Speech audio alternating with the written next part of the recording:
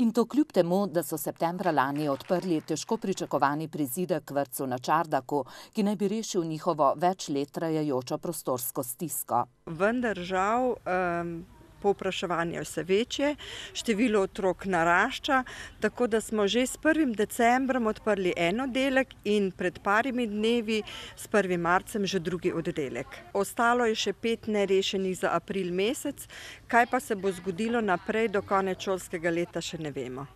Očitno je torej, da je dograditev vrtca na Čardaku le omilila njihove prostorske težave. Rešila je trenutno takrat probleme, vendar očitno bo potrebno iskati zopet vire za dograditev vrtca v Loki. Glede na situacijo, v kateri se pa nahajamo vsi skupaj, mislim, da bomo imeli črnomaljski vrtec še na večjih lokacijah, kot ga imamo trenutno. Vendar kje? Primernih prostorov v Črnomlju ne vidijo več, pravijo v vrtcu. Zdaj smo zasedli tudi prostore, ki niso bili namenjeni tem otrokom. V novem vrtcu bili so namenjeni otrokom s posebnimi potrebami, v zbornici, preuredili smo zbornico v oddelek.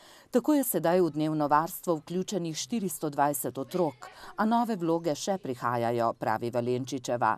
Razpršeno varstvo pa jim povzroča tudi veliko organizacijskih težav. Zaposlenih nas je krepko čez 80, imamo veliko kadra, kar se tiče pomočnikov vzgojiteljic, ni pa vzgojiteljic, primanjkuje vzgojiteljic diplomiranih.